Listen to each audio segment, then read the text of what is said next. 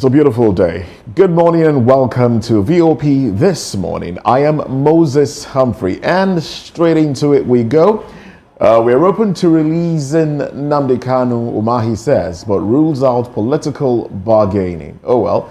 We'll also be looking at NLC as they vow mass protest over surging poverty and worsening insecurity. And of course, the coalition talks on our table this morning. Atiku teases 2027 presidential bid as coalition tickets discussion gains momentum. Now, these are the conversations on the table this Monday morning, the 7th day in the 7th month. Okay, didn't realize that early. 7th day in the 7th month, the year 2025. Welcome on board.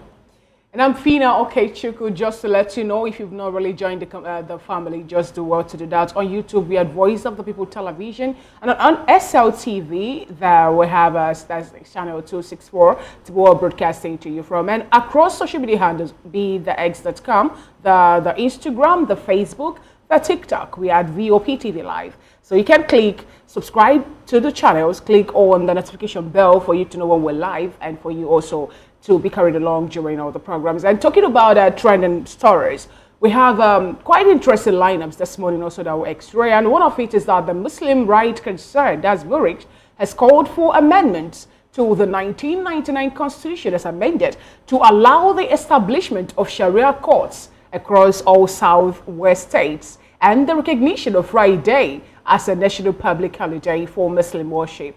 Speaking during the Southwest Zonal public hearing on constitutional review, Marik's founder, Professor Ishaq Akitola, represented by Dr. Jamil Busari, argued that Muslims in the Southwest are underserved, despite forming a significant portion of the population.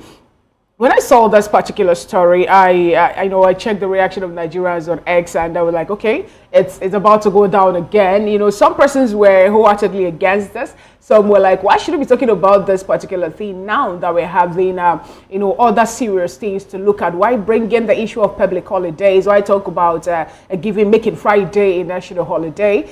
Just like every other thing, according to what Ishaq actually pointed out. And he also made a statement talking about having a Muslim New Year too. Having a Muslim New Year too, where people who are of that religion can, stay home and observe, rest, if I'm to use that word. And, some Nigerians were talking about the fact that Nigeria as a nation have so much public holidays. And these public holidays, some of them are not even, are not necessary, if I'm to use that word, not even needed. Because each day people don't go to work. Each day we observe a public holiday, we lose millions, we lose billions of funds, we lose millions and billions of funds, if we're to do the proper calculation. Sitting at home most time. And we're talking about economic hardship too. And when we observe public holiday, some days that we do, imagine waking up to say we're giving 2 days holiday because we're celebrating this, we're celebrating Christmas, everything, even to the day of election too, public holiday, no movement. And, these are ways that instead of us to be out there to generate revenue in one way or another, the way we've been doing by moving around, normally the way we should, we'll find a way that the economic that we're even talking about not working well, we're still finding other things that we do to, still stifle it more. Some persons also argue to asking, what have we been doing all the money we've been making during the days that are not public holiday? Why not have just a single day or even Fridays now to say we're doing or having public holiday? But if you take it to the north, because what Akintola said, he said that people in the north are enjoying, the more benefits than those across the Southwest. And he made mention of the population of the Muslims in the Southwest, to have a high number of them here. And he's suggesting this for them. And he also pointed out to the point that we need a Sharia court establishment too in the Southwest. I can remember when this particular statement first came up, made it to the news headlines and all that. The people of the West were like, we don't really need this. Are we trying to say that we want to copy what's happening in the North, where we know that majority of the people in the North are called Muslims? Are we going to bring it down to the West, where we have in a family of 5, maybe 3 are Christians, the other 2 Muslims, and maybe you have one who is an Ibile worshiper and all the traditionalists? Are we going to now force everybody to observe the same thing? So that actually is back again on the lips of Nigerians. Oh, well, I think the Murik leader just wants to stir the waters this time around. They do these things. It's just, stirring the waters. And yes, this coming at the constitutional review. Yeah, interesting conversation, I must say. But now let's even look at it critically. Already, as it stands, talking about the holidays now. Is he asking that we reduce work days from 5 days to, from a 5 working week to 4? Is that what it's going to be? If you're saying make Friday a public holiday, are we working Monday to Thursday and then we go on holiday? The weekend starts, Friday, or is it Thursday now? Friday is the weekend. And then no work that day, work free day. And Saturday, work free day, and we'll go start work on Sunday. Or anyway, if you look at things critically, already as it stands, Fridays are like half days in most southwestern states and majorly in the north as well. There are companies you step into to do business on a Friday. Once it's midday, you can't do anything. Business is shut down for the rest of that day. Business is shut down. They go for prayers. I mean, these things have been happening.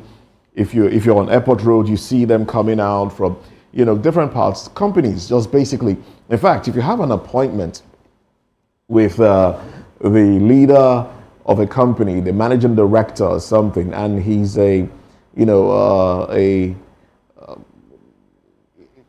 he's a true faithful. He might have you wait till about 4 p.m., from midday till about 4 p.m. before he can attend to you, because he will go pray. So we've come to accept that Fridays are half days already.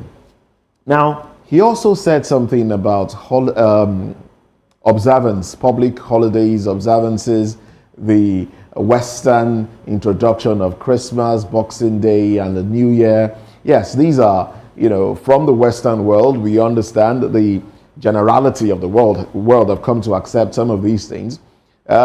We know those. I, for one, always argue that, look, January 1 is not the beginning of the year. The year, spring, starts in March, April. But the world has come to accept a certain thing. Now, some predominantly Muslim nations don't even observe Christmas. All right, let's just put the facts out there. They don't observe these holidays. They observe Hijri. They observe Eid al-Adha, Eid al-Malud. They observe the birthday of Prophet Muhammad, Ramadan. They do those things. They don't observe Christmas and Boxing Day and the rest. But secular nations like Nigeria observe both. When it's the Muslim holidays, the Eid al-Adha, Eid al-Malud, there are holidays. There are holidays given.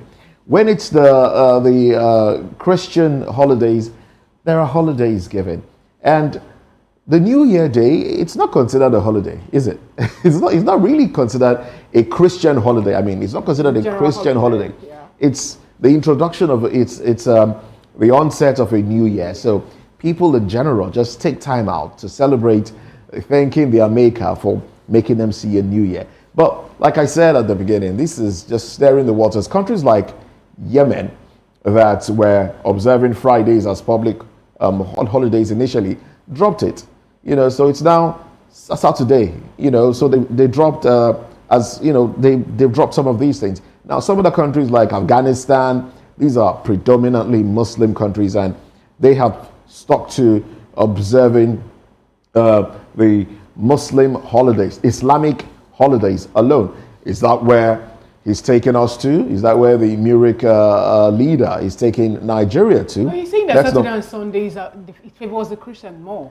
That's the day for the Christians to rest. Why not make Friday too to be part of it? He even cited the pre-colonial era, saying that Thursdays and Fridays are just for Muslims, for them to. It was like that, yes. It was like that initially. What will now happen to the traditionalists, people that don't go to any of these churches? They'll do that. When is our break, please? Because I need to know when our break is going to come up.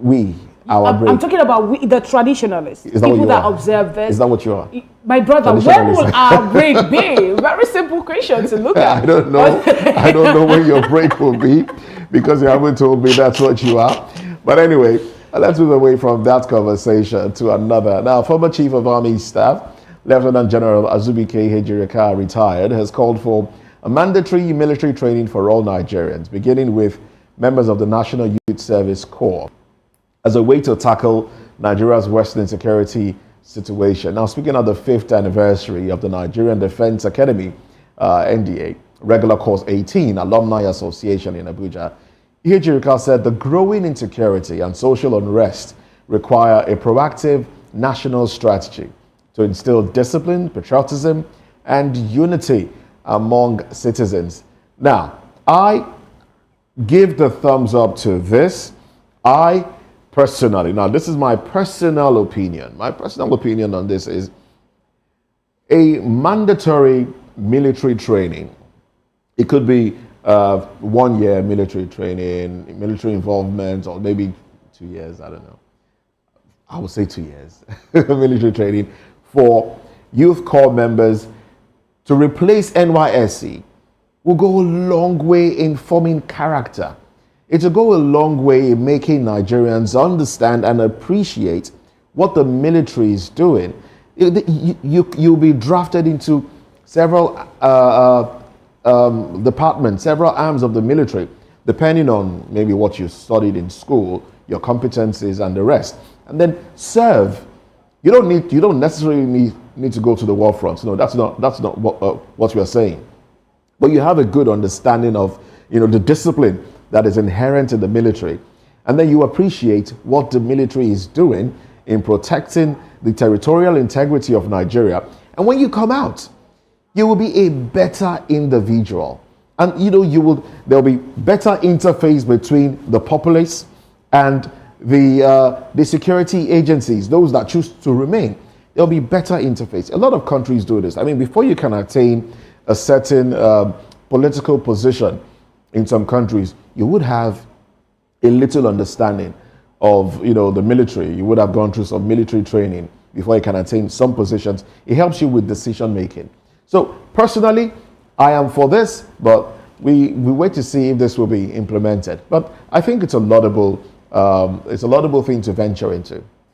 If we're doing this for us to know or learn how to protect ourselves as citizens of Nigeria, according to what Hejirika said, that have been faced with insecurity, then I think it's a good one. But making it a mandatory thing is what I have issues with, yes. It should be a thing. If you're interested in it, you can go ahead and do it. It shouldn't be a mandatory thing like we'll see where we'll have 1 year mandatory service to the nation from Nigerian youth, and at the end of the day, after the NYSC service, they come up not having anything to do with the experience that they must have gathered from that 1 year experience. Some of them are even being sent to a place that open them to so much vices and every other thing that people can't even think or talk about. So if Hejirika is saying that Nigerians who are interested in this can come up like it's being done in Sena climes. They will have youths who will say, I'm volunteering, I want to go on a short service, I want to go do this, I want to go do that. At the end of the day, they will get there, do what they have to do, and come back. They have limits. I had a friend, Dan, who went into that. He did it for some time, and later to even Zidi also, she's a lady like me, she went in to serve. She did her short term, and then she's out. And she's doing a different thing entirely now. That does not really take away the fact that she served the nation the little way she could. But bring it back to Nigeria, where Hejirika is making it look like NYSC card members must be sent to learn this issue, or to learn the military ways for them to be able to tackle Nigerians. I think he's just proposing. Yeah, he's proposing it, but making it mandatory now. And also, imagine the clause he added to it, for them to be used to tackle the issue of security situation we're having in Nigeria. That's where I have my own problem. It's part of it. When you understand how security works, you will know measures to put in place to defend, not defend yourself, but to ward off certain attacks. It will, and if you don't make it if you don't make it a mandatory thing, people will shy away. Some persons will be interested in it. So me, for example, for one, I actually love this path. I have people who are in it, and I enjoy being with them too, But there are some drills that when they want to go, they'll be like, no, this is not for the faint-hearted. This is for this. Of course, everybody. So now, but when you wake up and say, this is going to be for Nigerian youth, NYSC members, this. My question is, how are we going to use them to do all this, tackling the issue of insecurity in Nigeria? Remember that military people who are being trained military are not being able to. You're not using the youths. They're not going to the war front. They're not going to the war front. No, in Nigeria, you will still see them go to the war front. They will tell you they are not carrying guns and ammunition, but they will carry one or two intelligence to go and because we know how all those things work. No, you can't just. I mean, they're not signing up to go, to combat attackers. That's not it. It's just to get. We are in Nigeria, and we could recall that it's going to get to a point where we hear, yes, we decide to train this batch of people for them to help the military in doing this. Anyway, it will get to that point. I don't have issues in Nigeria and their policy. So we're shooting it down before. You don't want it to. For me personally, with the way things are, I don't want innocent persons to go there to face the people who we know that when we catch them, we'll catch the terrorists, we'll send them back again into society in the name of de-radicalization. We'll integrate them back again, and we know that these people actually are a threat, and we want innocent persons to go do what? Please let the military handle they sign up for it. Let them handle it themselves. That's all I can say. Interesting times. Yeah, let them handle it. All right, then let's get into another conversation. The Association of Community Pharmacists of Nigeria, ACPN, has raised a major alarm. I have this particular one caught my attention over the rising circulation of fake and substandard drugs, revealing that up to 50% of medications in the country are counterfeit. ACPN National Chairman, Pharmacist Ambrose Igwekama-Eze, made the startling revelation in a statement released ahead of the association's 44th Annual National Conference. Eze expressed deep concern over the widespread availability of fake drugs, foods, and drinks, describing it as a contemporary crisis threatening public health. I saw this particular the story, and I have to say this on national television. It's disheartening that some persons have decided to, kill because they want to make quick money. When I say kill, unapologetically, yes. Some persons have decided to, and there's nothing different from this and organ harvesting. There is nothing different from people who are peddling substandard counterfeited drugs now, or fake drinks and fake foods, fake drugs in the society than the people who are carrying guns, killing people indiscriminately. There is nothing different from you if you're actually contemplating on doing this or doing this already, that you're importing substandard medicine and food and drinks, beverages into the nation. You are I'm looking for a good word. I wouldn't want to go deep or go down, condescend to use a word that I want to use earlier. But if you're doing this actually, believe me, there's nothing different from you and the highway killer. Let me just say it that way. Because people have been, I lost a friend in Enugu to the cold hands of death over the kidney issue. Yeah, he had a kidney issue. We tried to know if we can actually make him, we tried all we could, but finally he died. What happened? Some persons were saying because of substandard drinks that they do pop, when they get to clubs and all that. We don't even know. We don't know, but we know that he died because of a kidney failure. And when you trace all this back, you take it back again to the fact that we have fake drinks, especially the alcoholic drinks, even fizzy drinks too now have fake ones. They have original and the fake ones. We check the drugs that some persons actually take drugs, fake ones. The other day, Mo was telling us a story about how a lady returned from somewhere abroad to take a drug for high blood pressure, and her blood pressure keep on increasing. And before you know what is happening, they told her to bring the drugs that she'd been taking, and they found out that there's nothing pharmaceutical in it. It was just an empty chalk that she'd been taking. Imagine the harm such substance would have done to someone's organ. Please, I beg, or I'm begging and pleading at this point in time, that the Nigerian government should look for, more harsh penalty for people who actually do this. The other day it was a NAFDAC boss that said something about death penalty or capital punishment. I have to be in support of that, seriously speaking. As soft-hearted and kind-hearted as I am at this point in time, I have to support this. I have a drug I do take. 60 pop-up actually costs like 42,000 naira. Imagine going to get that, and then at the end of the day, it happens that what I have is a counterfeited one, and I have to take it for 60 days. What do you think that would do to my health? That is another way of killing me. It's another way of killing me. Imagine 50%. It's heartbreaking to read. It's heartbreaking to know. It's heartbreaking to hear about. Unfortunately, some people are more interested in the money that they will make than lives that they will save. It's really heart-wrenching. And Tubaba did a song, Two-Face Idibia, Tubaba, Innocent Idibia, did a song, I think talking about the proliferation of fake drugs, and he called them names in that song. I mean, a few lines of the song coming to mind right now. It's really unfortunate that people do these things, because when you produce drugs, especially now, we have a lot of fake drugs in the area of malaria drugs, fake drugs in the area of hypertensive drugs. They just put them because these things are things that people take regularly. Nigerians feel like, okay, once you start to feel weakness in your joints, you're feeling cold and all of that, you run and buy malaria drug. A lot of these things are fake. And now, these things, because they don't have active ingredients in them, they are harmful to your body. These things lead to kidney failure. The rate of young Nigerians coming down with kidney failure is increasing. A lot of it can be blamed on fake drugs. A lot of it can be blamed on alcohol consumption, lifestyle choices. Yes, a lot of that. But what is the relevant agencies doing? NAFDAC. Now, there's complicity on the part of NAFDAC, especially at the borders where importation takes place. We've had complicity on the part of NAFDAC. How many of these officers that have been complicit in importation of fake and substandard drugs are made to face the wrath of the law? How many of them?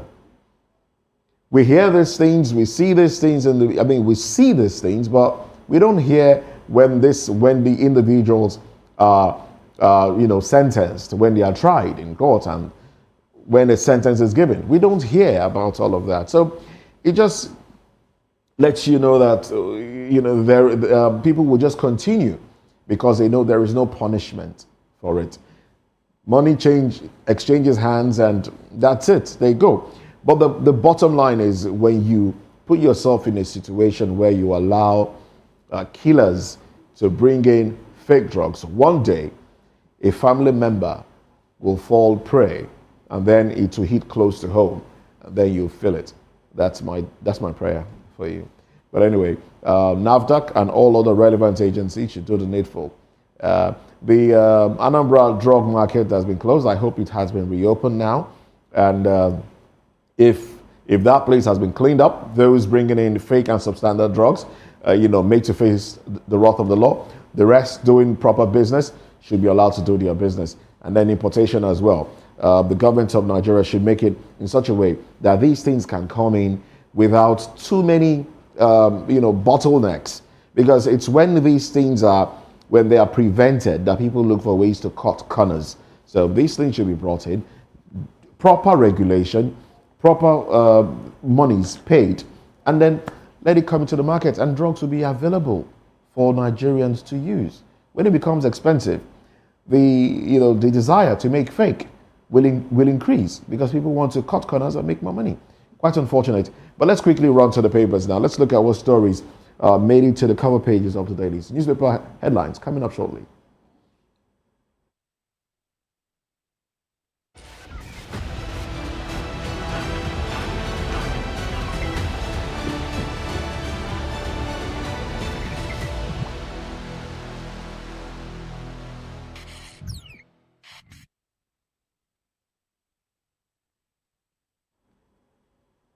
All right, so this is newspaper headlines, and from the Vanguard newspaper, the cover page has quite the number of headlines. Okay, I think we are not seeing the advertorials for commissioning of projects anymore, so we have the headlines back on the cover pages.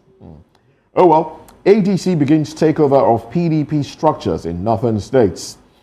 PDP calls defectors to ADC. Good riddance. I'm loyal to APC. Zulum dismisses defection rumor. Why Obi is still committed to LP. Source. Atiku El-Rufai. Obi's coalition is a fraud. APC scribe. FG's reforms mere optics, not solutions. ADC. You failed as interior minister. Wike tackles Aregbesola. I'm still in LP. Peter Obi. I'm contesting for president, not VP. Peter Obi. NIN verification portal frustrates banks, telcos as downtime persists. And yes, I think those are the headlines on the cover page of the Vanguard. And the First News newspaper is up next. And beside the masthead Black Weekend, 29 killed, many injured in Zaria, Kanu, Lagos road crashes.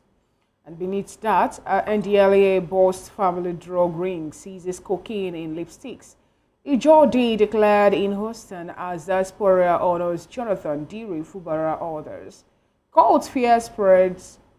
Ogun police one ahead of 777 day. Asina sign Zubimendi reach full agreement with Gio Keres. All right, and the bottom headline there reads Bahrain knuckles politics. Peter Obi lacks credibility to lead Nigeria. That's coming from Wike. And then we have a major pictorial where we have the vice president and the media. We have he was representing the president himself, and then also have Governor Obasani, and then a whole lot of other Nigerian dignitaries at the event to honor the courage and service of the Nigerian army where the military actually are being shown of their own strategic significance. And another bold headline, Tinubu to army at 162nd anniversary, crush terrorists without mercy. 2027 election will be APC versus Nigerians, says ADC chieftain. And the bottom strip headline, Don Jazzy, I can't stick to one woman. Interesting. Those are the headlines if you're on the cover page of the First News newspaper today. And from the Punch, recapitalization. 5 banks hit CBN targets ahead of deadline. 2027 coalition crisis brews as ADC chairman sets terms for alliance. 10 states borrow 417 billion naira despite higher allocations. Rivers Taraba top debt surge as 10 states account for 34% of subnational domestic debt. Nigeria's unity under attack from terrorists, separatists, Tinubu. And those are the headlines on the cover page of the Punch. And the Nigerian News Direct is up next. Above the masthead, 2 years after Oni, Minister Idris Omotosho orders hailed News Direct founder as remembers book launch. Senate stalls action on Senator Natasha's recall, awaits certified judgment. 2027 Coalition of Hunger Not to Rescue, Wike Blast Obi, Atiku Aregbesola orders, and other ADC leaders. Right after that, accuses coalition leaders of selfish politics, failed leadership legacies. Says Peter Obi's time has passed. Labour Party coalition with ADC, not anti-party. Obi. NDPC finds multi-choice 766.2 million naira over illegal cross-border data transfer. Fidelity Bank launches solar power bags for school children. Donate 1,000 bags to Ogun pupils. NDDC holds 25th anniversary Thanksgiving as Governor Ayedatiwa lauds achievements. And the last but not the least of the headlines on the cover page of the Nigerian News Direct reads, NDLEA uncovers cocaine and lipstick, seizes $17.7 million fake travelers' checks. Those are the headlines on the cover page of the Nigerian News Direct today. And yes, of course, that's it on newspaper headlines. Newspaper review will be at 10 o'clock. And they will go in depth into the headlines. But in the meantime, we are open to releasing Nnamdi Kanu, Umahi says, but rules out political bargaining. Let's talk about this when we come back. Join us again.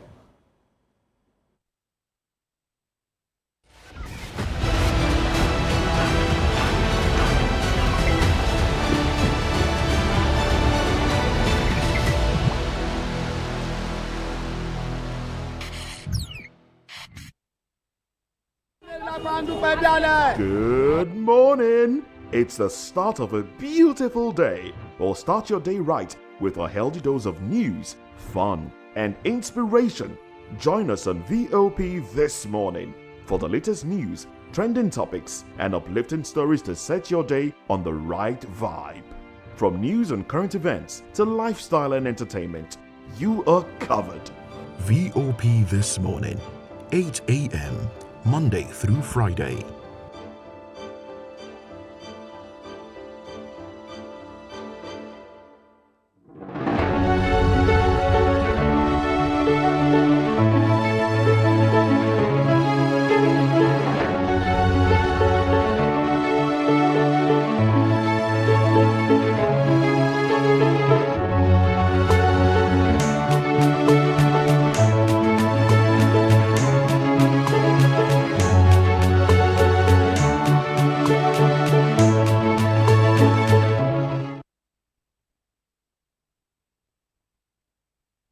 Are you ready for the extraordinary? Something big is happening on your screen.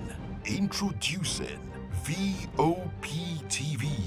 Now streaming on SLTV channel 264. From breaking news to captivating conversations, news analysis, giving you all sides to the story. We break in-depth discussions on the issues that matter, from politics to sports, entertainment, and lifestyle. VOP TV on SLTV channel 264. Join us as we redefine what television means to you.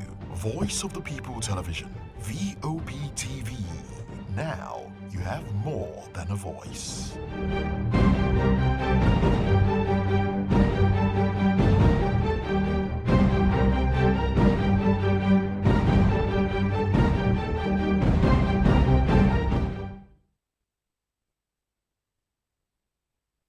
Well, and those times when Enugbe, the ground is dry like the sand in the desert, those times when you feel like giving up, you should give thanks still. My name is Jeff Melu, and I'm a gospel poet, and you should keep watching VOP TV. Don't touch that dial.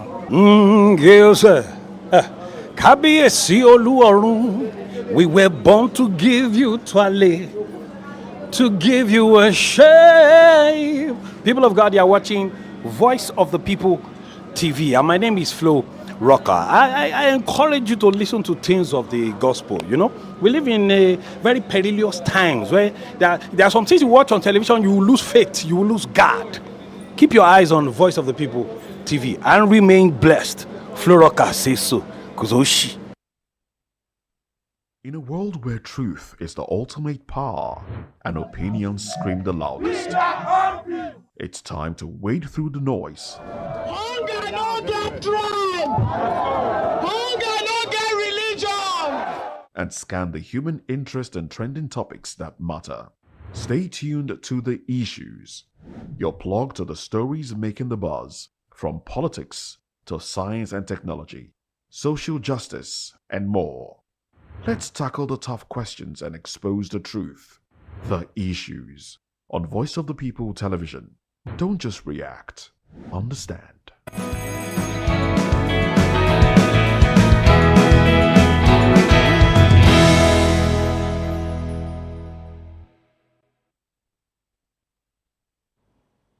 Now, the federal government has expressed willingness to negotiate the release of IPOB leader Mazi Nnamdi Kanu, but insists it will not be tied to political demands from the Southeast. Now, speaking in Lagos, Minister of Works David Umahi clarified that President Tinubu had no hand in Kanu's detention and warned against making his release a bargaining chip for regional political support. The president did not put him there, he says. That's Umahi says, adding that any dialogue must be free from electoral pressure. Umahi praised Tinubu's leadership, calling him a listening leader, and credited his economic reforms for renewed international support. He also defended the administration's record in the Southeast, highlighting major infrastructure projects and dismissing claims of marginalization. Well, there's a lot more in that report that was not indicated right there. But the minister, also said that, look, that it will take divine intervention. Is it divine? Yeah, divine intervention for this to pull through. Well, we have with us Barrister Darlington Agumwa. Barrister, good morning to you. Good morning, Moses Fina, and how are you? Very well, thank you. Join today's conversation. And also, Nonso Emecheta, human rights activist, scholar, social crusader, and philosopher, joins the conversation. Good morning to you. It's a pleasure to be here. Good morning to you. Thank you. All right, so, Barrister, Yes. from the position of Dave Umahi, Minister Dave Umahi, from his position, let's pick it up from there.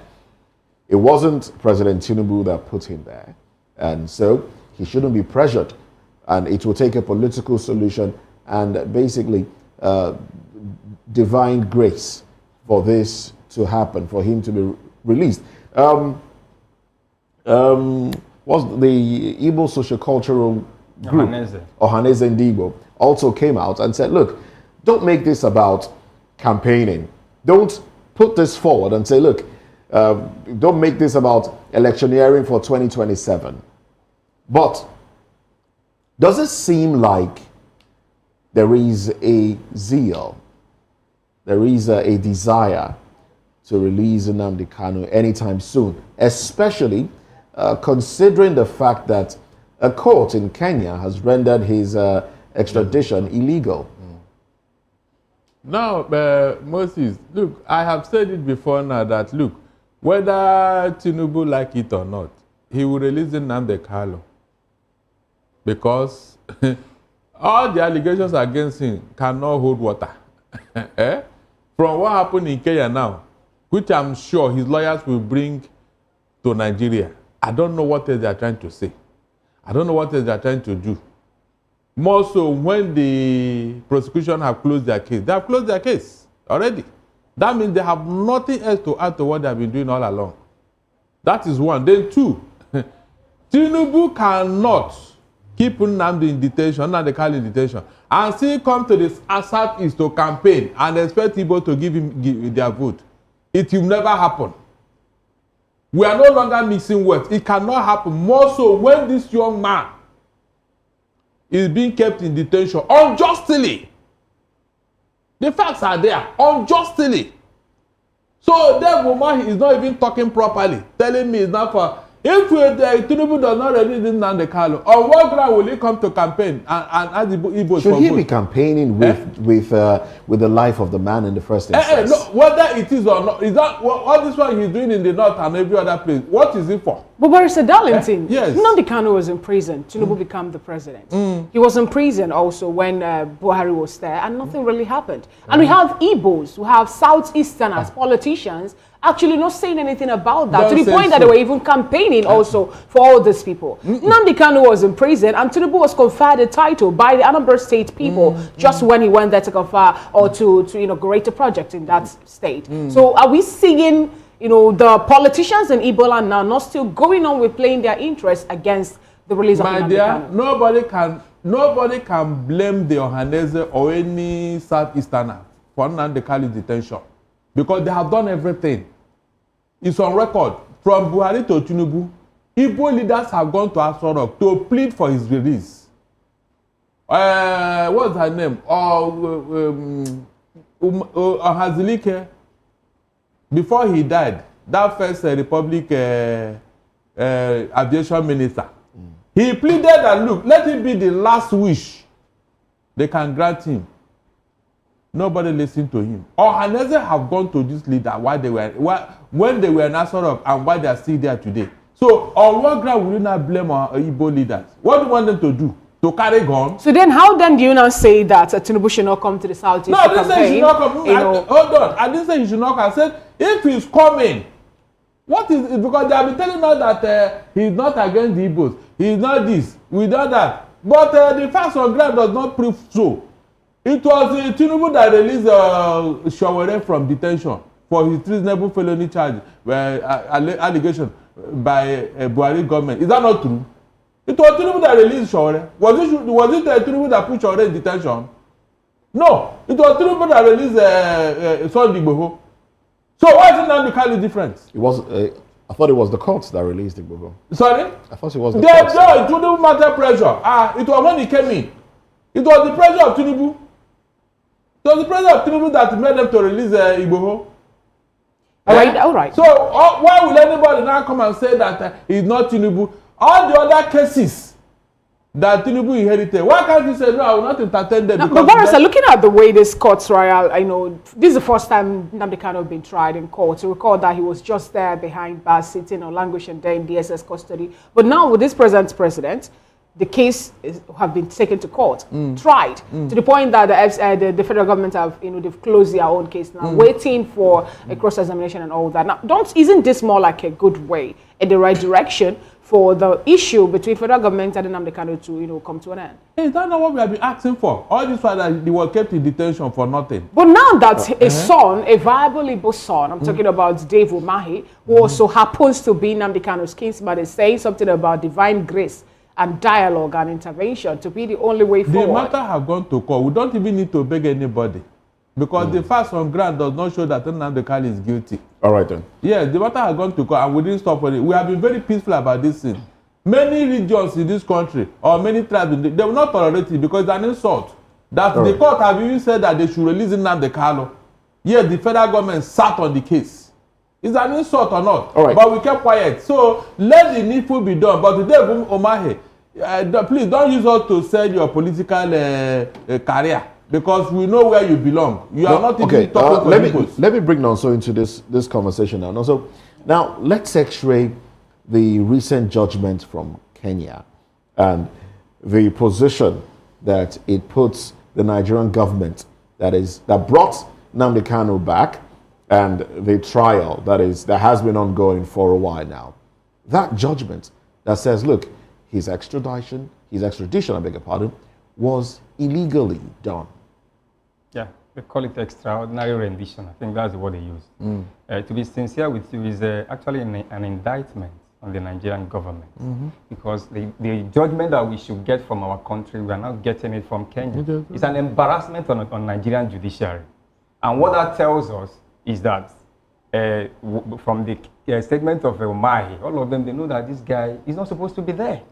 There is no legal justification for them to continue to detain Nnamdi Kanu. And this judgment from Kenya has equally exposed, the loopholes and the inadequacies in our judicial system. What is the role of the international community in all of this? Shouldn't they be dragged into it? Shouldn't they come say something in this regard? Not at all, because the Nigerian government violated their own judicial system, their own laws. By extraordinarily, by expatriating Nnamdi Kanu from that place to Nigeria. So it's like they have equally, it's a dent on their own judicial system. Because Nnamdi Kanu was in Why haven't we heard from the British government? Because we know Nnamdi Kanu carries a dual citizenship. Well, you know their role in the Nigerian system. They will never intervene. Politics. Yeah, they will never intervene because they are enjoying what is happening in Nigeria. The British, what we call neo-colonialism today, these guys are enjoying, they are raping our economy and they will be silent. For how long are we going to blame the British over what we're having in Nigeria? This is 64 years of independence. Yes. And this count, this is 25, 65 years and all that. So how can a 65-year-old man still be blaming a grandfather or great-grandfather for the mishap happening there? Yes. What then is stopping the Nigerian leaders from breaking free or breaking away from the neo-colonialism shackle that I just mentioned? We have somebody like P2B that is independent-minded. So long as we continue to have the stooges, those who go to Chatham House to first of all lay down their manifestos, to tell the British that this is what we want to do. You know what? Until we break that trajectory of anybody who wants to be the president of Nigeria going to Chatham House, do we need external validation from the UK government before? No. Come to Benue where they are killing people. Go there and give them your manifesto. Go to the southeast where there is insecurity. Tell them your manifesto. Don't go to Chatham House. So until we have a leader who has this intellectual autarky and, independent-minded leader. Okay, now you took us to another level. Let's bring in this part where we'll have the talk about coalition. We'll have that to discuss later. Now, some persons view of this school of thought that the reason Umahi is sounding this way is the fact that APC, they are jittery over the permutation about coalition. And then we'll see Peter Gregory Obi, who happens to be the Labour Labour Party candidate in the last election, to be the man at the center of this whole talk. People are beginning to throw their support for him and all that. Now, do you think that that actually should be the way for them at this point in time to win election? Releasing Nnamdi Kanu to the Southeasterners, or having such conversation to gain or win the interest of the people of the Southeast so that they'll be able to retain the power after the 2027 election? Well, Dr. Umahi, when I listened to him, I just laughed because, well, I thank God for the coalition. I thank the coalition leaders. Before now, they didn't even know that they were releasing Nnamdi Kanu. But now that they have seen them regrouping and reuniting to wrestle power against them in 2027, that's why you see them talking about releasing Nnamdi Kanu. Why wasn't Nnamdi Kanu released the moment President Tinubu assumed office? Why is it now that they have seen that the political atmosphere is now tensed against them? There is a kind of rejigging, regrouping against them. And the coalition forces is going to unseat Tinubu. That is the truth of the matter. If VOP is presented as a candidate, that's the only way. Do you think at this point in time that the release of Nnamdi Kanu at this point in time is a well-planned, framed bet for the APC also to gain the support of the Southeasterners who have been talking and clamoring for the release of that young man? We know President Tinubu is a serial fixer. He knows the right time to act. He strikes while the iron is hot. For him, this is the right time because he lost abysmally in the Southeast. Now, for me, it's not going to work because thinking that releasing Nnamdi Kanu will give him unfettered access into the heart of the Igbos, for me, is dead on arrival. Why do you say so? You know why? Releasing Nnamdi Kanu is a boost to P2B if ADC adopts him. Yes, it's a boost. It's not going to be. So if they think... How is that a boost? It's a boost because one, releasing Nnamdi Kanu leaving the detention will lessen insecurity during elections. Because most people protesting are saying, you are holding our leader. So who takes the credit? We are holding our leader. So if you allow him to come back, people like the Igbos will be happy. So, basically, you're saying, yes, if Nnamdi Kanu is released now, it's not to the favor of the president. So he should keep him there. No, it's not that he should keep him there. He's releasing him because he wants to win an election. It's not because he wanted to leave. The guy does not need to be there. We have court judgment, release this guy, release him. He refused to release him. Now he wants to play to to appeal to the Southeasterners by releasing him prior to 2027 because of his second term re-election bid.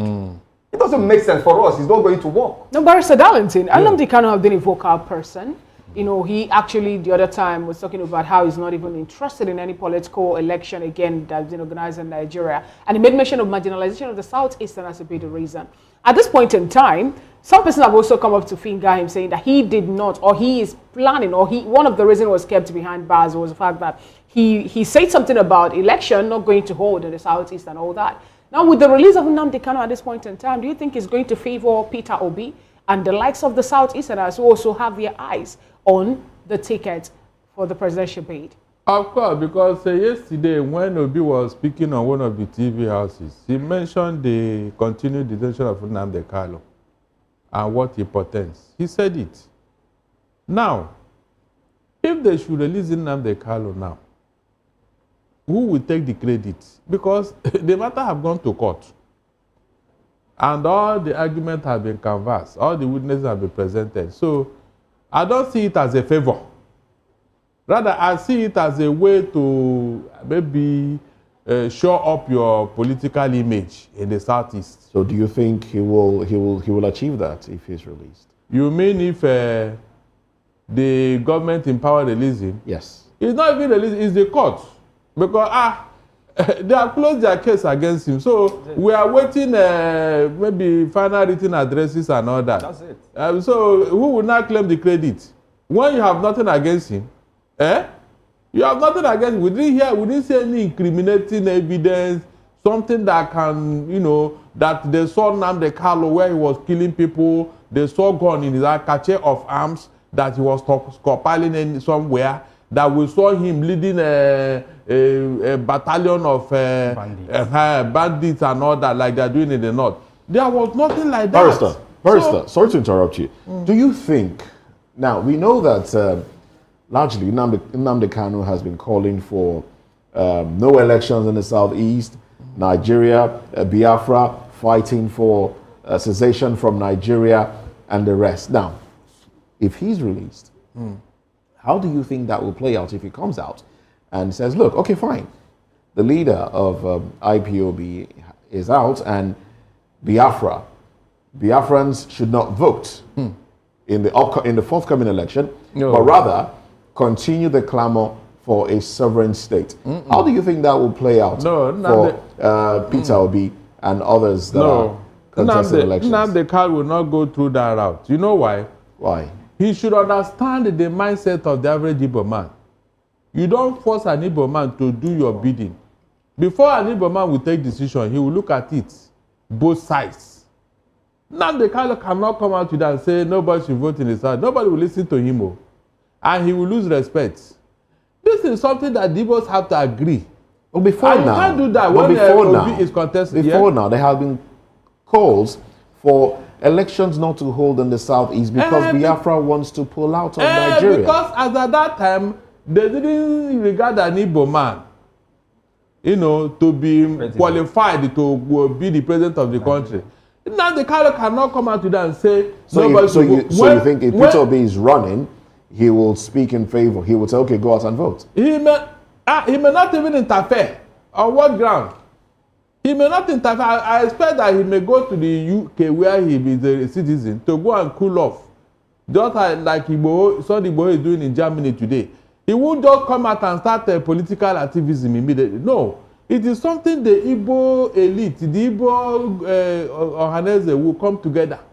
And then he had to carry them along. If you don't, you will lose out the support of the Igbos. Nnamdi Kanu cannot come out to them and claim to be Ohanese himself. Nobody will take him serious. So all those things that people are, alluding to him, he may not even be interested in all those things. If we want to get independence from Nigeria, it is something that we have to do constitutionally. The UN Charter is there. Other relevant bodies are there to support us. It's no longer something of violence or all that. That's what I'm saying. Nnamdi Kanu will not come out and start any violent disposition. It's not possible because the Igbos will call him to order. That's the truth. Whatever we want to get, we'll get it without violence. All right. Also, you want to add something to that? Well, for me, I think Nnamdi Kanu's release will not, spark any violence in the southeast. Nothing at all. For me, Nnamdi Kanu is a cerebral fellow. He might just engage wherever that, he has been talking about restructuring of the country. If you look at his program, it's not even secession. He has given conditions. It's only when those conditions are not met for a better Nigeria, a well-restructured Nigeria. He has been talking about confederation in a situation whereby the federating unit will be given power, rather than the current centripetal arrangement. Let it be centrifugal. So this young man is not even saying, oh yeah, everybody stop voting. There are reasons. Something made him to make such pronouncements. So releasing him shouldn't be a threat to any election in Nigeria. He should let him go. This is somebody who lost his parents just because of the fact that he's fighting for his inalienable right of self-determination, which is a fundamental human right. He has lost his parents. This young man has been in detention. He's a captive of conscience. They should release him. So his release shouldn't be a credit to the government because it's simple. The court, they've already said there's no charges against him. So continual detention of Nnamdi Kanu is not good for our polity and it's not good for our national unity. Now you make mention of a point there, when you're talking about the reason for the agitation for, self-determination and all that. And one of that could be pointed to the fact that the Southeast have been talking about absence of the federal government. I'm talking about absence of federal infrastructure. But today or yesterday during that particular summit, Umahi said something. Umahi said that the Southeast at this point in time have major infrastructural projects, which he credited to the present administration. And then he went for that to say those people who are criticizing this present administration should tell us what they have done. Before this time, at this point in time. You are Southeasterner from your name, and also you made it. Now, can you help us, tell us if it's actually... I just came back from Imo State last month. Oh, all right. Throughout May, I was at home. So, Umahi should tell us where he has built that infrastructure, the road that he's talking about. The only road I saw was Owerri to Abia. Owerri, Mbise, Obo, 7.5 on Imo to Abia. That's the only, it's still ongoing. That's the one I have seen. so far. I don't know. You should mention the roads so that we call people in that area of that side of the country to go and confirm it.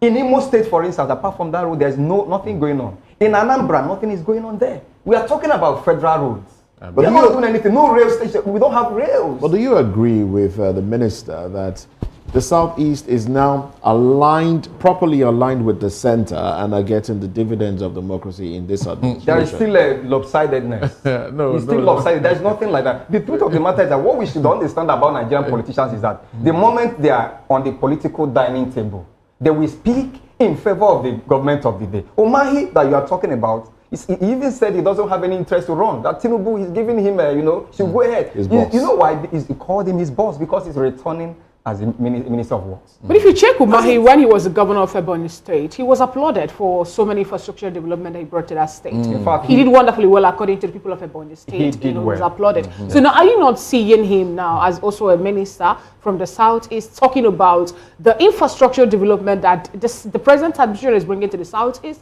actually to be there? Because he said something about they have so many things strategically planned well that they are going to bring to the Southeast. You talked about railway. The president made a promise to the people of Anambra when he went there to commission the project when Chikuma Charles Soludo invited him, that there is a projection for that also coming up. And we have the Southeastern Development Commission also. We're crediting it to the present administration. Isn't all this now, a way to applaud the administration and their presence or federal presence in Southeast?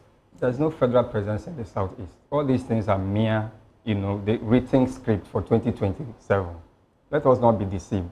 They should roll out those activities. Let us see them. You don't just come and tell us that these are the things we have. These are campaign strategy for me for 2027. I'm from the Southeast, and when you are talking about the Southeast, that is where we come from. Nothing is happening there. The railways, how can we have somebody like Umahi? No, there's no doubt. It's an incontrovertible fact that when he was the governor of Ebonyi State, there was an infrastructural turnaround. He did well. But as an executive governor of a state who has the green pen to do and undo, to sign anything, is different from when you are under somebody who will tell you this is how we want this to be done. So you cannot juxtapose his performance as a governor of a state when he was fully in charge with now that he's under somebody who can tell him this is what we'll give you by the vote that he didn't get a vote from the Southeast. You want to tell me that he will direct everything to the Southeast? Umahi is not telling Nigerians the truth. The Igbos. He's not telling the Igbos the truth. Because by now we should have him. Umahi knows that Igbo people, we travel home. We go home. We are not like the people that stay. We are not sedentary. We are migratory, people. Why not every December you see how Igbos pay through their noses to transport, to go home for Xmas? And you know that with railway system, if you start it from southwest to the southeast, people can be going home over the weekend. You just go home, you come back and see your people. But this time around, the transport to go home by road, and the risk involved traveling every time by road, and the roads are not even good. Now, let us look at it from another angle. When Umahi, because I've always told people, we look behind the news. People like us. When they promised Umahi, Buhari promised Umahi that he's going to hand over to him after his tenure. And they started pumping money in Ebonyi for that purpose. That was the infrastructure development. Thank you. If not, where is the IGR in Ebonyi? People do not know about this. And that was why he sold part of Ebonyi to Fulanis. It's on record. That was the only reason. And people didn't see it. Go there now. Fulanis, they are like the owner of the land. No thanks to Umahi. When he was building Lagos-Calabar Coastal Road, the biggest business in that house was owned by an Igbo man. That road was not supposed to pass through that. But Umahi, for reason based on, they want to destroy that building, that property. It was after the destruction. They now went back to the original alignment. What does that tell you? This same Umahi. The only federal presence in the Southeast today is insecurity. I'm not joking. Go and look at Imo State. Since the creation of Imo State, we have never had this type of insecurity in that state. Nnamdi Kanu is not even from Imo State, as you say, it's because of the presence of Nnamdi Kanu from that state. It was when they now took Hope Uzodinma from number 4 to number 1. Is that what you call federal presence? The mass murder in Imo State, is that what you call an achievement? Somebody should tell me. So when Dave Umahi is talking, he should know that we are taking record. He cannot deceive us. After all, he said that he has no interest in ESN and the IPOB. That's why he went to go and form his own Ebubago with the hope of them. And the Ohanese said, no, the activities of these people is not in tandem with the fighting insecurity in Igbo land. That should go away.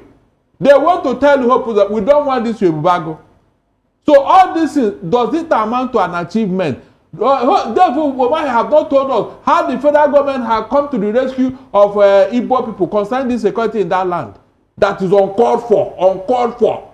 Because from the origin of Igbo man, he's not a violent person. He can talk and argue with you. He can go to court or police. But an Igbo man is not a violent person to the extent of killing. It's not in our blood. So can Dave Umahi tell us when did the Igbo start killing themselves? To the extent we are seeing them now in the southeast. Can he explain it to us? Or why Fulani headsmen have taken over Ebonyi land under his watch? So these are issues. Anybody now want to campaign with Nnamdi Kanu? Remember, when they appointed Ojukwu's wife, Bianca. We have the president with her. Tinubu will listen to her. You know, maybe when Tinubu look at her fine face, it's okay, my dear, I will release Nnamdi Kanu for you. Up to today, did you see anything? When they want to throw this corn and carrot to you, you won't even know where they are coming from until they are finished. The minister also, I mean, he's quoted as saying, we are now ready to negotiate the release of Nnamdi Kanu. Does that give a pointer to the fact that they probably have not been negotiating his release ever since? Are you serious? We are now ready. Have it not been done before? The last Ohanese president, this one had to trek a distance of maybe from here to that, what do you call it now, that toll gate, to go and visit Nnamdi Kanu. When he got to DSS headquarters in Abuja, they didn't allow him to go with vehicle to where they actually detained him. The man had to trek, and he has a leg issue.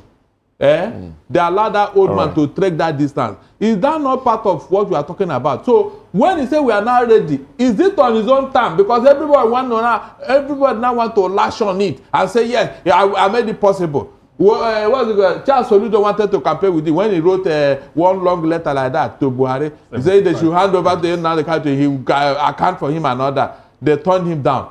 So what I'm saying now is that you mean the one Ohanese went to, which everybody saw, is not enough. The one the lawmakers wrote, they wrote letters, signed, all of them, including other lawmakers from other regions. They signed, asking for it. It's not enough. Now, Barrister, how do you think that this particular talk about this negotiation now is going to yield any fruits, given the fact that Ohanese also pointed out that some persons are benefiting from this particular man's incarceration? He's continued, kept in prison. He said that, Nigerians are benefiting from Kanu's prolonged detention, and saying that these people actually pose a threat to his own the ongoing negotiation and his release.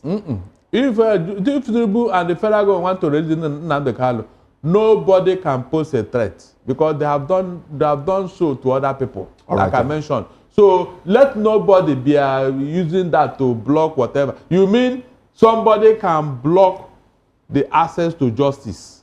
You mean somebody can do that? No, when they want to do that, say no, it will not happen. Is that what it was? It not Natatana they reinstated in the Senate? Why didn't somebody go and block it? All right, then now let's move away from that conversation, gentlemen. Let's get into another conversation. NLC, Nigeria Labour Congress, threatens mass action over rising poverty and insecurity. Let's x-ray this when we come back.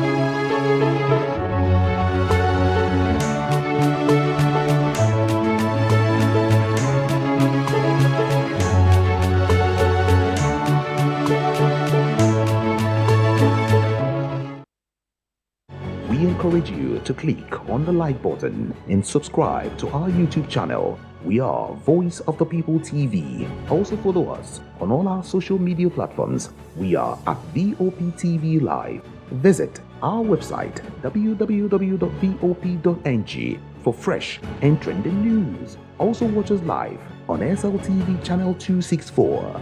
VOP TV, Voice of the People Television.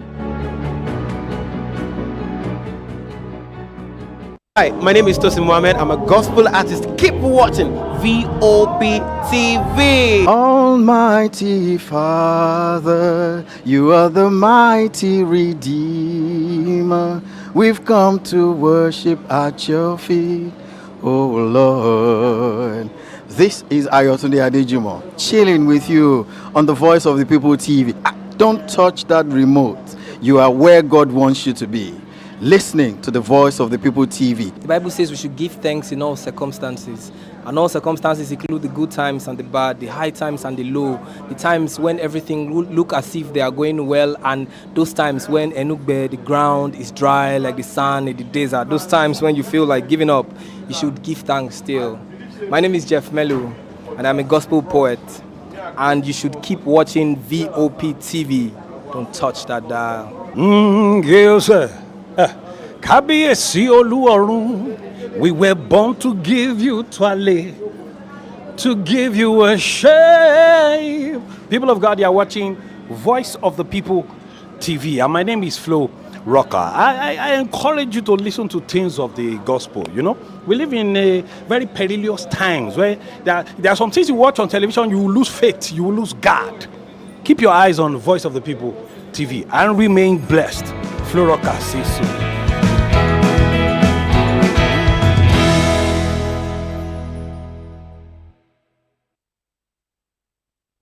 Thank you so much for staying with us. It's still VOP This Morning. The Nigerian Labour Congress (NLC) has warned of an imminent nationwide mass protest in response to the worsening cost of living, growing insecurity, and attacks on workers' rights. Following a Central Working Committee meeting in Abeokuta, Ogun State, the NLC declared that the suffering of Nigerian workers and the poor has reached an intolerable level. It vowed not to remain silent while the country's economy and democracy continue to deteriorate, urging immediate action to prevent a national collapse. We have with us still in the studio is Mr. Nonso Emecheta, who is a human rights activist, a scholar, a social crusader, and a philosopher. And joining us from Benin is Comrade Collins Osage Amadin, a chieftain of the APC in Oredo local government area, and is also a public affairs analyst. Good morning, Mr. or Comrade Collins Samadi. Oh, my Fina, good morning. How are you? It's been a while. Same here. Good to have you join today's conversation. Thank you so much. All right, nice to be here. Thank you so much. Let me start off with you this morning, this beautiful morning. What do you make of this call, this particular word by the NLC, talking about a national protest, a mass protest in response to the worsening cost of living crisis, growing insecurity, and attacks on workers' rights in Nigeria? Help us also to juxtapose this with other protests or other calls that NLC have made thus far before this particular one that they're projecting at this point in time. Yeah, thank you. I feel first, which of the NLC? Is this one led by these people? But God will judge them. Do you know why I said God will judge them? They should just go ahead and tell us that they came, their NLC team came as antagonists to the progress of Nigerians, because they have continually behaved in a abysmal manner that is unhealthy. Now they should just tell us they have also been given the share of their own quota or being a member of coalition. Why is it that NLC will always come up with irrelevant issue at a time that political tensions or issues are always around? Oh, it's time to pay school fees for their children. Now they want to raise money now again. Come on, they should stop all of this nonsense, because what they are doing, let me tell you, we are not saying NLC should be domiciled, but they on their own, from the very inception of their inauguration, they have choose to be domiciled. Because you are calling out, oh, let's go and protest, doesn't make you active. What have they put on the table? Let them tell Nigerians The last time they went on strike, before their leader was beaten by his own colleague, who feels he was collecting money and he was not giving them probably their own share. Whatever since till now, before Atiku and his cohort brought about the issue of coalition again, let them tell us what proposal is has been on their table for us to have a refined system, for us to have a working economy. Are you saying at this point in time, you tell us your workers are hungry, Comrade the Amadi, poverty of your workers. Comrade, are you What saying that at this point in time that we are not having any worsening cost of living crisis? Are you saying that Nigerians are not having growing insecurity in the nation? Are you saying that the workers' rights are not being attacked in Nigeria at this point in time? Good. Now let me tell you, there is no time Nigerians have not lived in poverty. I was born into it. For example, I have not said we should remain there. But the truth is that you must balance issues the way they are. He that must come to equity must come with clean hands. We should see them being upright. The way they do their own, it becomes so obvious. Once they settle them, opposition parties settles them. You see how hurried they are to begin to want to act. That is not how you go about it. Hunger in the world is not only hunger in Nigeria. Nigeria is just a victim, double victim, because all the time we're supposed to have had a balanced future, a system that would be sustainable. The previous leaders all failed. Let no even go. When you say that the hunger is in the land, Comrade Amadi, Comrade, you say hunger is in the world, but a war-torn nation as it is, I'm talking about Ukraine, donated grains to Nigeria. Ukraine that is fighting war with Russia could be able to donate grain to Nigeria. And even the president, when he went to the G23 then in 2024, he made mention of Nigeria having an issue of insecurity. He pointed that out in Brazil. He said that we have an issue of insecurity, that farmers are not even going to farmlands anymore. And he talked about, the poverty level in Nigeria and all that, seeking and believing that there will be foreign intervention at this point in time for Nigeria to be a better nation again. If the president could acknowledge all this, then what then do you Can you allow me answer? You are not taking a full I'm just asking a question, comrade. I'm asking a question, comrade. If the president could accept such, how do you expect NLC not to react to what the president also have accepted in the global space? Now, that is what I'm saying, timing. Building a Nigerian does not lie in the hands of one person or one agency or one institution. It's a collective commitment that we all must give. Now, you're talking about grain. Yes, the problem of Nigeria may not be the problem of Ukraine. The problem of Ukraine may not be the problem of America. Even as I talked to you, there was a flooding in Texas. About yesterday, the day before yesterday, over 50 people died and over 200 persons were displaced. That is to tell you that the world itself, every state as a nation, have their own peculiar problems. It's normal. Some have the issue of natural disaster, while some have the issue that they create by themselves. So everybody have their own problem.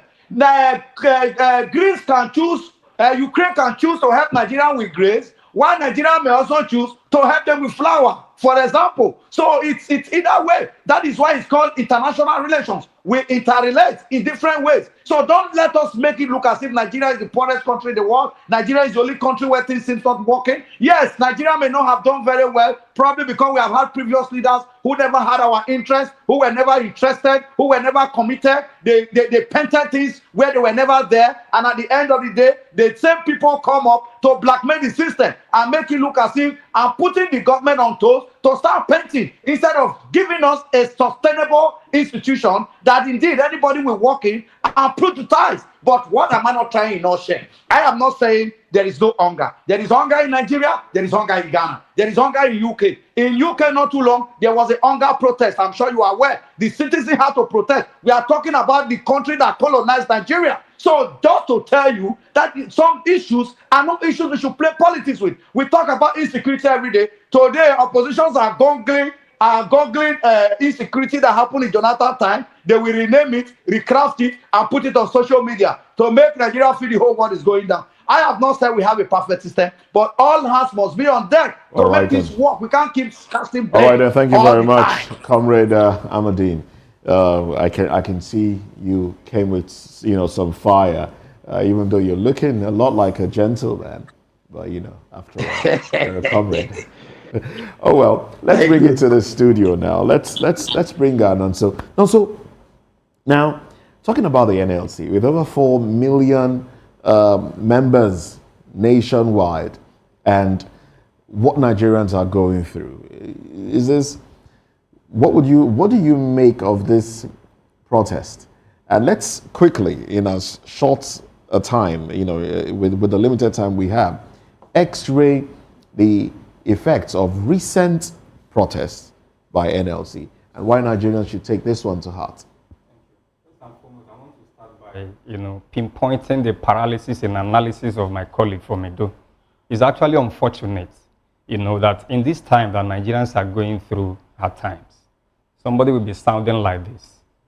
His contributions. He's entitled to yeah, his he's entitled to his opinion. But when you talk, you should talk, in a way that will be reassuring. What problem do you have with him? The problem I have with him is that he's justifying hunger. That is a global thing. In a time that people are waiting for succor, people need to listen to you, hear you speak hope, words of hope to them. Now that Nigeria, a country that is blessed with both natural and human resources, there is no fundamental reason why Nigerians will continue to live in abject poverty. There is no fundamental reason why Nigerians will be subjected to the worsening forms of human degradation through unremorseful culture of primitive exploitation by the current government. I was expecting my colleague to tell Nigerians, you know what, we know that times are hard. Give them things that we kind of be reassuring and hope rekindling. Not telling us that hunger is global. Did President Tinubu come on board to legislate upon hunger or to supervise hunger? He came on board to salvage the situation, but things are not going well as an APC person just because of the fact that you are part of the administration. You are telling us that Ukraine, their problem and our problem is done. It's very wrong. Okay, wrong. Can you please react to the question? Coming back to what you just asked me, it's very simple. Nigerians have even passed a vote of no confidence on NFC. You know why? Ever since this government came on board, the labor unions have been castrated. The judiciary has been subjected to, to the doldrums of judicial, position. They don't work anymore. They are paralyzed. We've never heard ASU. You know why? It's not as if they are okay, or maybe their welfare has been taken care of. Why nobody wants to protest? It's because under this regime, the moment you protest, you'll be victimized. Our democracy has been sent on compulsory exile. So why should we take NLC seriously this time around? Given the fact that in recent times, they have been announcing series of unsuccessful protests that never had. Are we even supposed to be celebrating that at this point in time, they should allow things to worsen to this level before coming to tell us that they want to embark on a protest? The same NLC that we are here, when fuel rose to over 1,000 and they never protested. Now the ripple effect is telling on Nigeria, it's taking a great toll on Nigerians, and they are now telling us, are we supposed to applaud them? They will still be invited, and they will be co-opted. So you think that their protest or the permutation about this protest is politically motivated? It's politically, it's just for their pocket. For me, it's not. Nigerians are not. We don't think NLC exists anymore. At what point do you think that NLC lost its glory? Because we have the likes of Adams Oshomole now, senator, as the NLC chairman then. And we could recall that he played a vital role in the labor union. Now, at what point do you think that Nigeria Labour Congress lost its credibility or its credence? It's the current administration. Because this is an administration that has stifled dissenting voices. What do you think that led to that, if I'm to ask? What led to that is very simple. He's the kind of president that has a way of fixing everything. If you are going on strike, he will call you and give you. And we have people with selfish interests. We don't have people that have the interests of the country at heart. Who will tell you that, you see, this Ghana must go, is not what I want. Let this country work. All right. So I would like you to react to this question, but first, we'll take Comrade Ahmadine, Comrade's reaction, and then I'll come to you. So I'd like you to listen to the question. Comrade, now, are you with me? I'm with you very well. Oh, great. Over the weekend, Bayo Ononuga, spokesman to the president, said, we are now ready to remove the bottlenecks that have hampered availability of food in Nigeria. Some have said this is a political statement because your party is jittery over the recent coalition, the coalition talks, ADC and the rest. The opposition is making your party jittery. That's why they're talking about removing bottlenecks. Now, that statement, ready to remove bottlenecks, gives the impression that the bottlenecks, of course, which include FX, unavailability of FX, which also include bad roads, insecurity, are things that this government know exist but have not acted upon up until now. How do you react to that statement? Now ready to remove the bottlenecks that have hampered food security and make food available by Ononuga. How do you react? What he said, he meant it.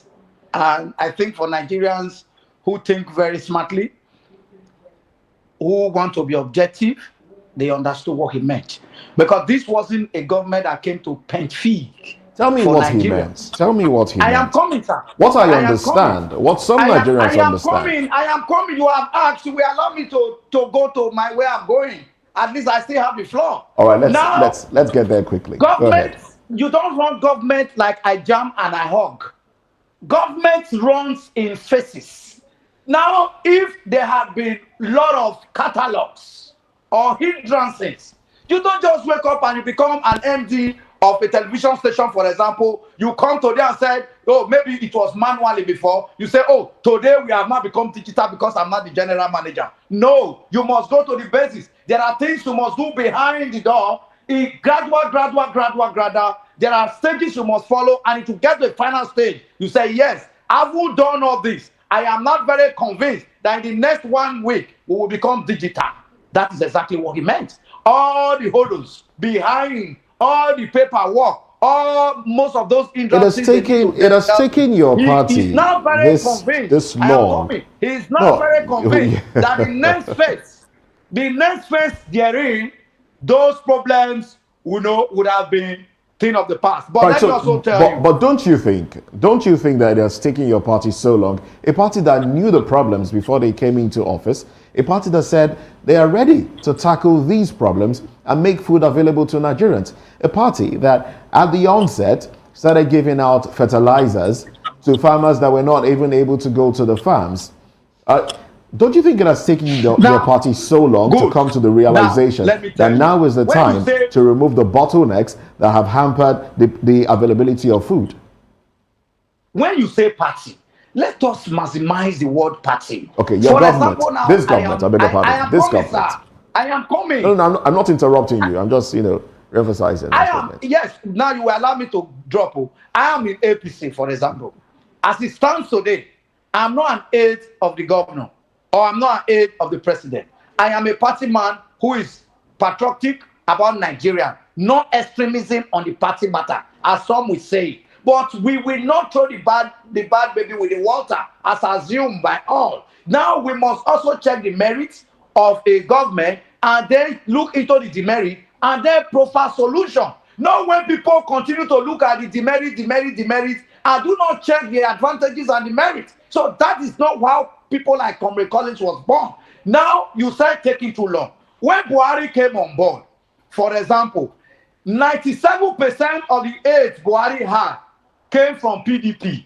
Even when some of us who were party people and who assisted to come on board tried to voice us, they said we were not patriotic, we wanted to be a party team. So those people came with all of their ideas and assisted him to destroy the system in a way. Even though the man had interest to make this work, he was trying to push. But majority of those people were people that came with a backyard idea that they operated since 1999 from Obasanjo to Yaradua. The likes of Oshomole of APC also was part of that cabinet. And why is it that at this point in time he's trying to throw that administration under the bus by saying that the Buhari administration was what made Nigeria to have economic woes? Quit the present APC again, which you know that government is continuing is trying to pull us out. I have not said so.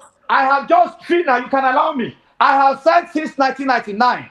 I said when he came, that is why they should not marry the issue of bad governance or undelivering program to party system. Because when the government wins, the next thing you see opposition hijacking the same government. And at the end of the day, you cause suspicion on party. So when leaders fail, we should attack the leaders and the ministers who are failing. For example, I have a minister in Edo, for example. I personally, as an individual, I cannot really tell you to say this is the benefit I have gotten from him as a minister representing me. So even at the time when I would try to want to ask questions, people may see it in the other manner. But now we should learn to ask our leaders, whether local government or president, question, because it's not about party anymore. It's about friends. Most of the people they appoint, for example, basically majority are friends. It's not a party thing. When the leader is failing, it's failing. All right. Buhari meant well, but he had a system, people like the Wike, who are now leaders of coalition.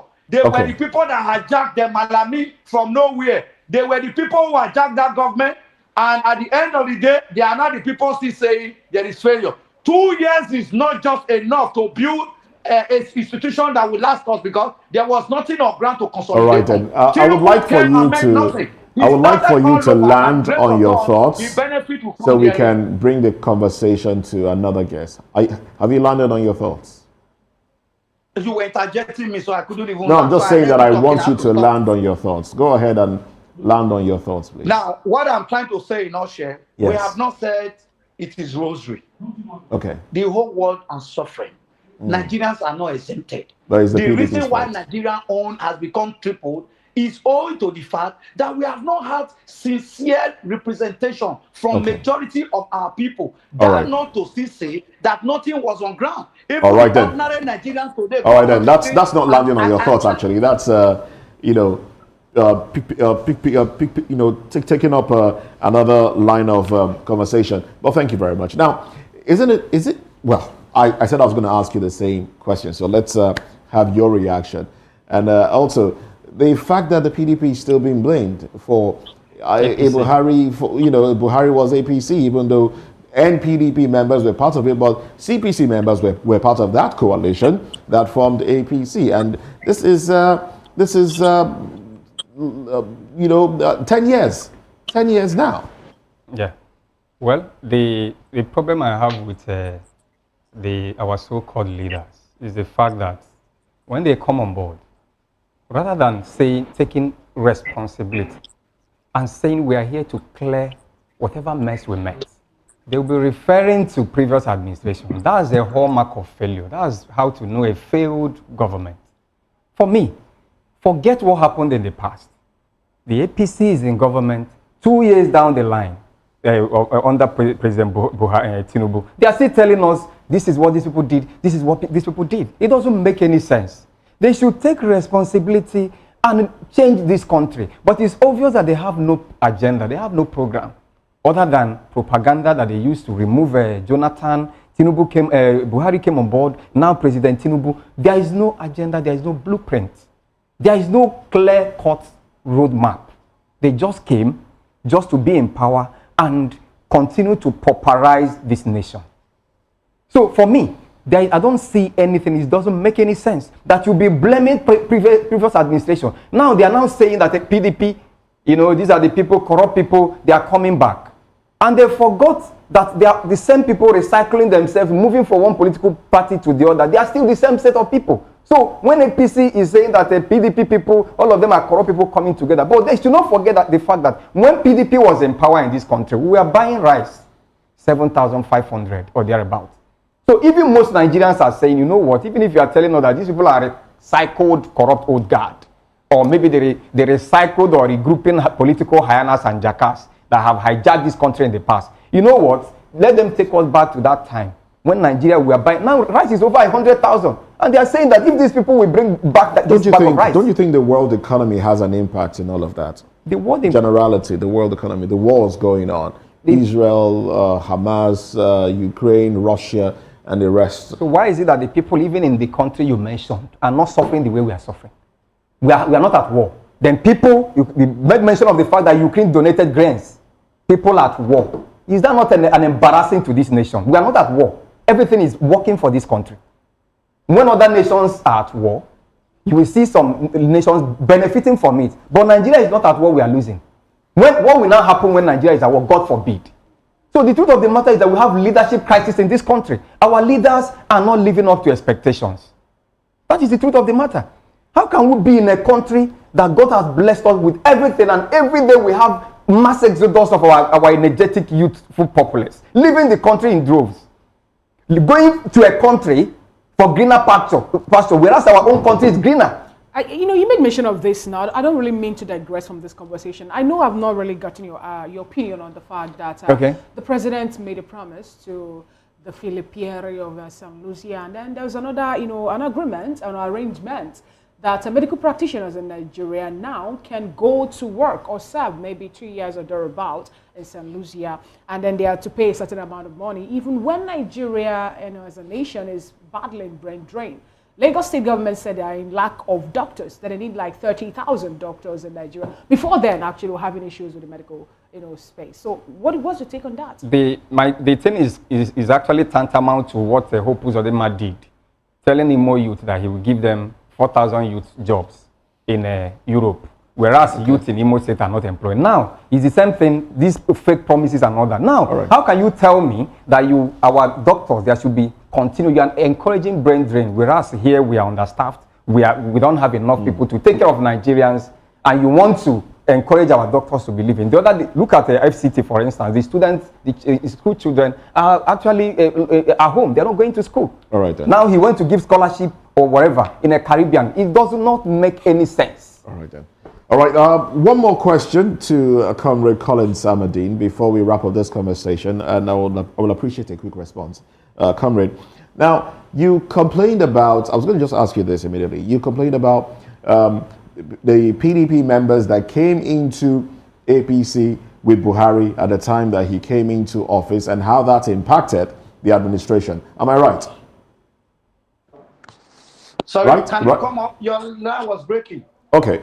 Earlier on, you complained about the failure of Buhari's administration was pegged, you pegged it on the PDP members that joined, that came into APC with Buhari, that they were the reason for the failure. Am I correct?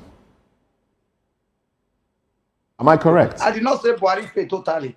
Okay, no. Those that came from the PDP into the APC with Buhari contributed to that.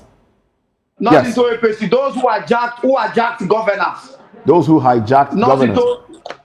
Yes. But you complain about APC members. Anyway, my question is very simple. Now, we have PDP members, thank you very much. We have PDP members coming into the APC in droves right now, and the APC has thrown its arms open to welcome them. How does that make you feel, seeing that you were complaining earlier that because all these people came into the APC, it affected the party members, and party members did not benefit. Those that have worked for the party did not benefit from their labor over the years. How does it make you feel now that going into 2027, more people are joining from other parties, PDP in particular, into the APC? Quick response, please. Now, thank you very much. Coming into the party is good and fine. Hijacking the system is another thing. Now, that is why I have told you, as party faithfuls, sometimes you have limits and boundaries. When it comes to governance, most times you will hear consultant from here, consultant from there, who most cases don't even have the brakes or the push, or who haven't even gone around to go and tell the people this is what we intend to deliver. So basically, you're saying party faithfuls. So basically, are you saying that party faithfuls are not appreciated? 5% of party faithfuls most times end up after working, they are just there struggling, and they can't even have the opportunity to help administer what they have. So you are not happy. Instead, So you are not happy that these people are coming into your party because they might hijack it, because they have more value. Doesn't it mean that they have more value than the faithfuls in the party? Isn't that why? Isn't that why the APC is looking for them? Don't get me contradicted. Coming into the party is different from hijacking administration along the line. I have not even said party people. I have said majority of those persons who were not even for 1 week a party faithful. They remain where they were, but once the party wins election, from there they begin to align and change and take over governance. All right, then. And at the end of the day, you at the level of the down, you can't even do anything. But All right. beyond that, I think those who can administer, whether even party or no party. All right, then. This will be a good place to anchor the Who conversation is our super as we get into another conversation. Thank you very much, Comrade Collins Amadine. Now, let's look at talking about parties now, coalition. You know, this takes us into the very next conversation. Atiku hints at 2027 presidential run amid coalition ticket talks. Let's talk about this one when we come back. Join us again.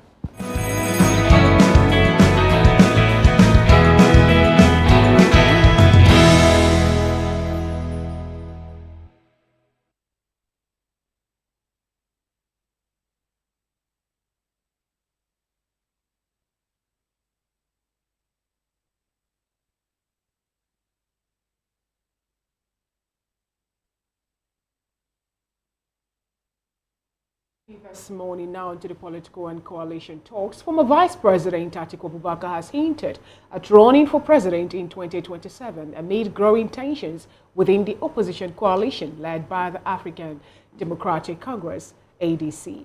He pledged to fight corruption and blame the corrupt elites for Nigeria's stalled progress. While Atiku pushes for change, disagreements over who should go or get the coalition's presidential ticket have emerged. Senator Dati Baba Ahmed warned of a potential leadership struggle, insisting Peter Obi, who earned over 10 million votes in 2023, should not settle for a vice presidential role. Meanwhile, Minister Festus Keyamo dismissed the coalition as Atiku's show, accusing him of trying to use Obi's support without offering him the ticket. A move, he says, could alienate Obi's base with 2027 approaching. The opposition's unity remains uncertain. We have with us in the studio, we have Mr. Nonso Emecheta, who is a human rights activist, a scholar, a social crusader, and a philosopher.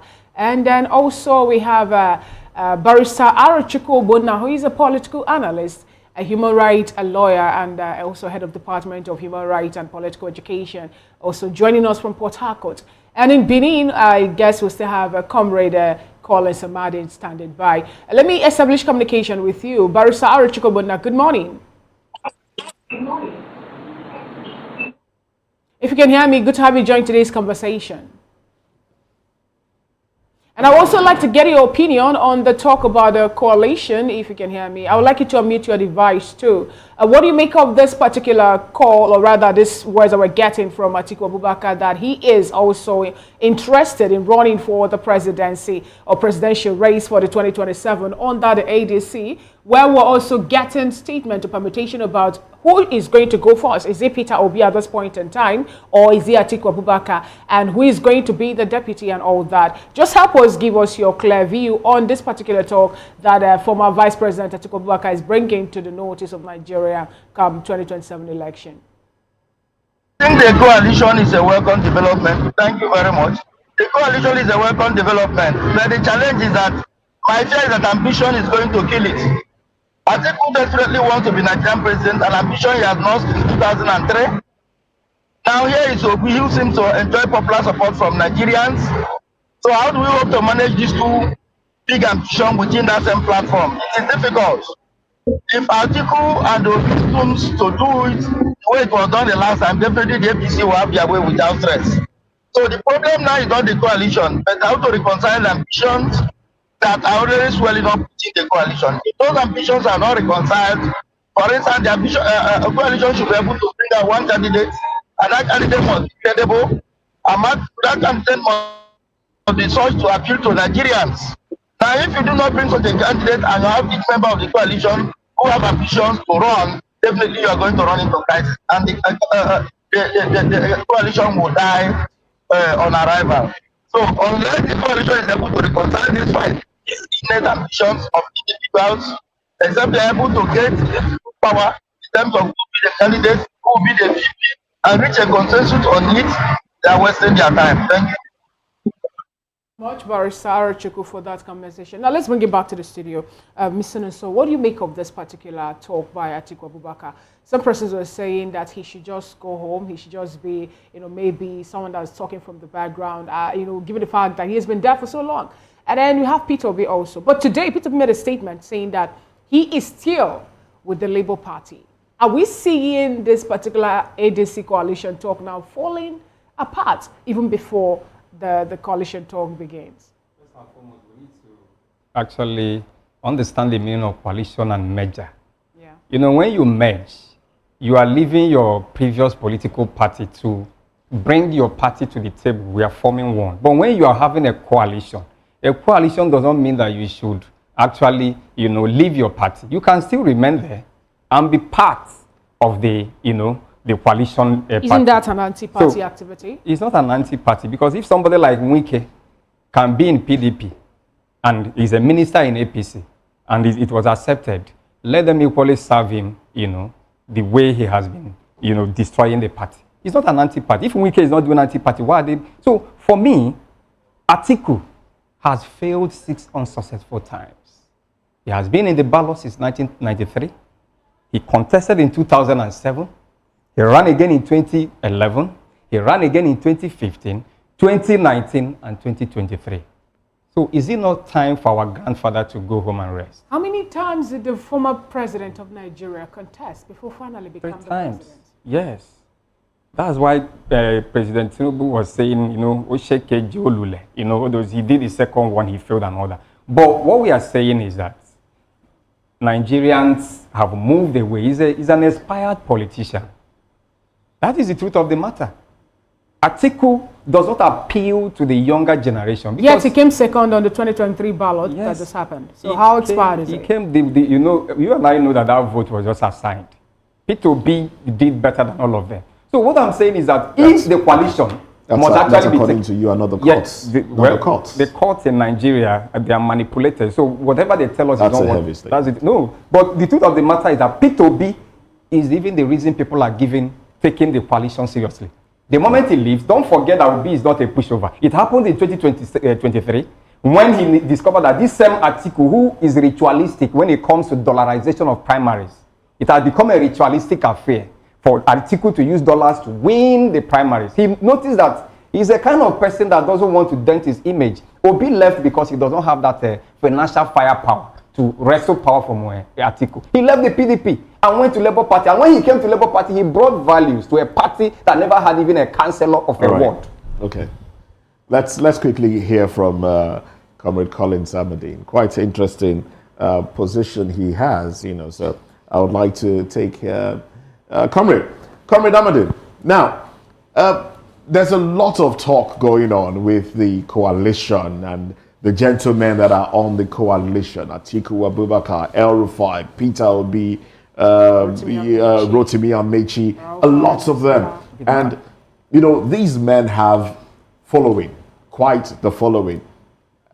But as an APC faithful, some Nigerians are saying that your party is jittery, especially considering the fact that there have been talks to remove Shetima from the vice presidential position as you know, ahead of 2027, and how that might affect President Tinubu's re-election in 2027.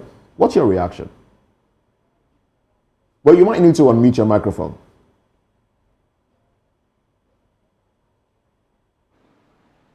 Well, we can't hear you. Well, we still can't hear you. Can you hear me? Yes, go ahead. When you say drifting, I think it's just a normal statement that could be made probably by either supporter of coalition or coalition members, as it were. But however, we still accept the word jittery, but it's left for us to defend it. Now, when you say coalition, being the fear of APC, it's normal in every context. No matter how super you are, for the fact that somebody is out there to ever challenge you, you must be strategic. And tomorrow, when the whole of coalition is empty, let them not say the president and APC want to make Nigeria a one-party system. I'm talking, because we still have invariably close to 2 years, for the election, and the window for transfers are open, and it will keep opening, So if coalition, as they have started their crisis and their fight, which nobody can stop, because I make you feel he has made so much money from the system, and he can even be the president of the world. After jumping around the field,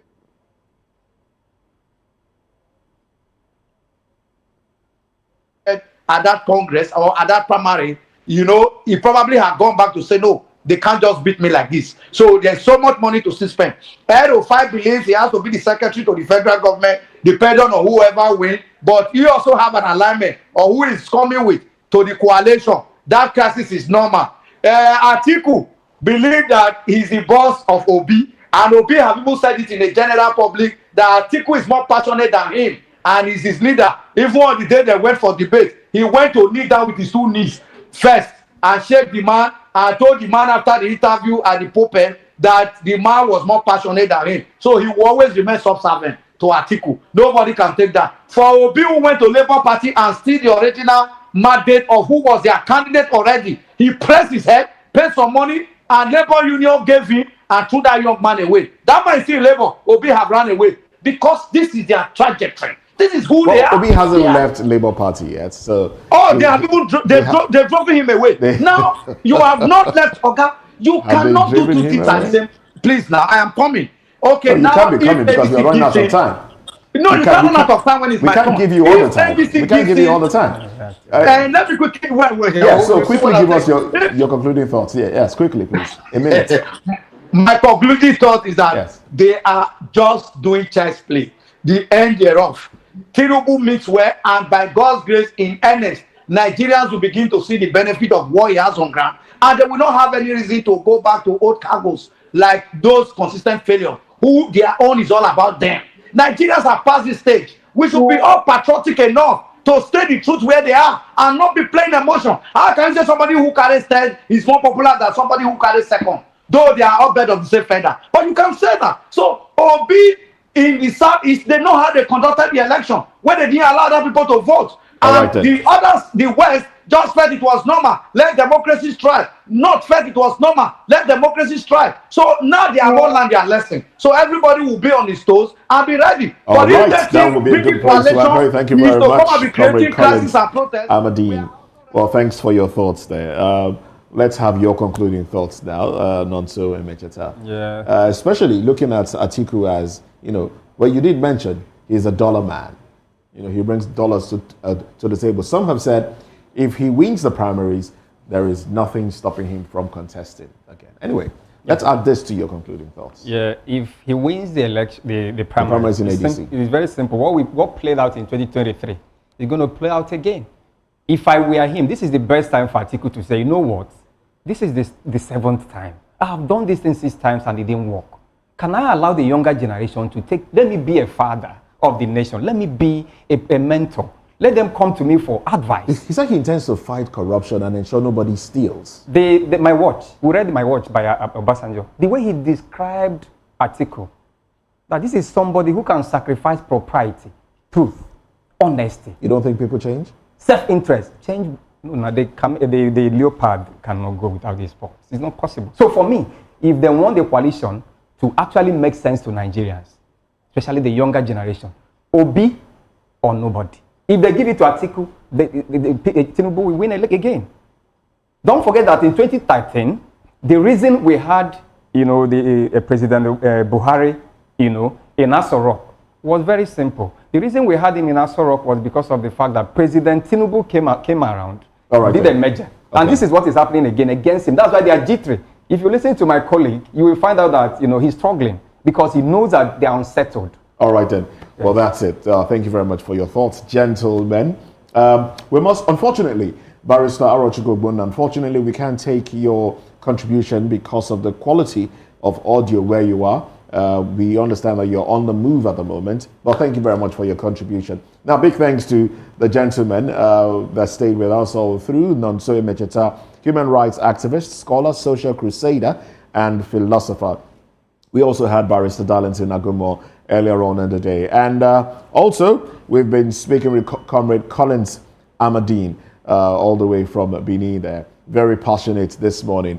A chieftain of the APC in Oredo, a public affairs analyst, political commentator. Well, thank you very much, gentlemen. Nice having you on the show. That's it on the show today. On behalf of my colleagues, Fina Okechukwu, I am Moses Humphrey. Join me again at 10 o'clock for Newspaper Review. Bye for now.